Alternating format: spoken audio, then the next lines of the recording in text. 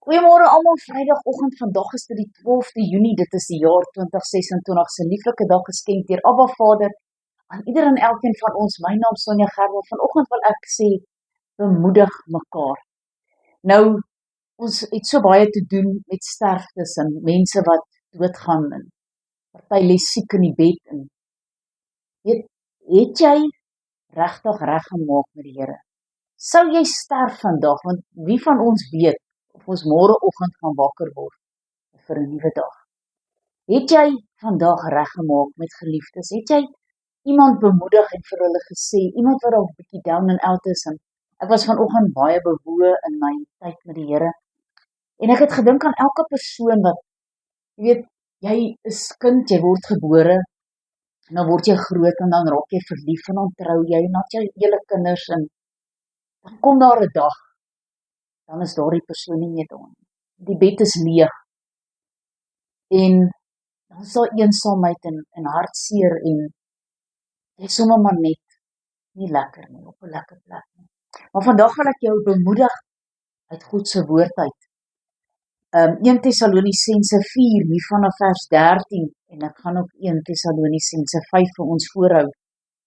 Die opskrif daar dan, die opstanding uit die dode en die wederkoms van Christus. Maar broeders, ek wil nie hê dat julle onkundig moet wees met betrekking tot die ontslapenis nie, sodat julle nie treur soos die ander wat geen hoop het nie. Want as ons glo dat Jesus vir ons gesterf het en opgestaan het, dan sal God ook so wat in Jesus ontslaap het, saam met hom bring. Halleluja. Want dit sê ons vir julle deur die woord van die Here, dat ons wat in die lewe oorbly tot die wederkoms van die Here, die ontslapenis hoegenaamd nie voor sal wees nie. Want die Here self sal van die hemel neerdal met 'n geroep, met die stem van 'n aartsengel en met die geklank van die bassein van God.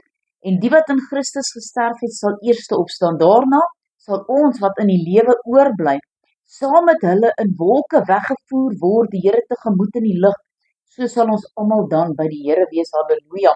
Bemoedig mekaar dan met hierdie woorde. Maar oor die tye en die geleenthede, broeders, het julle nie nodig dat aan julle geskryf word nie, want julle weet self baie goed dat die dag van die Here sal kom, soos 'n dief in die nag.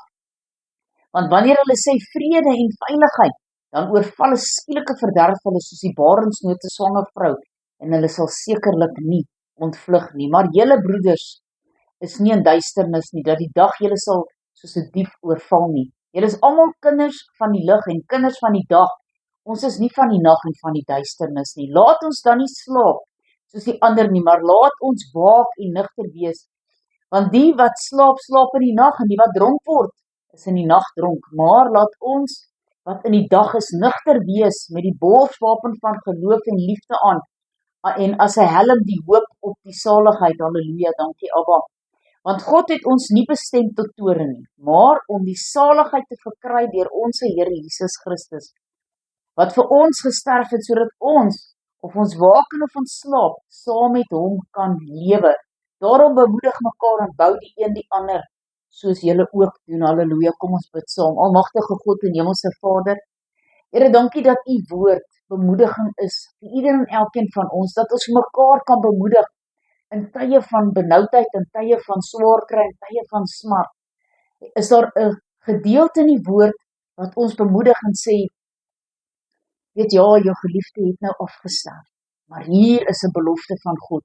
Ons gaan mekaar weer ontmoet in die lig wanneer die Here kom om sy kinders te kom haal. Here, hoe sien ons uit na daardie dag? Here, dankie vir die bemoediging vanoggend dat ons weet. Ons is nie alleen nie, en ons gaan nie sterf, en ons weet nie wat gaan word van ons nie. Ons het 'n bemoedigende woord vanoggend gehoor om te sê, ons gaan 'n ewigheid saam met u wees. Here, en hoe sien ons uit na daardie dag? Halleluja. Here, seën ieder en elkeen in hierdie dag. Dis my gebed in Jesus naam. Halleluja. Amen en amen.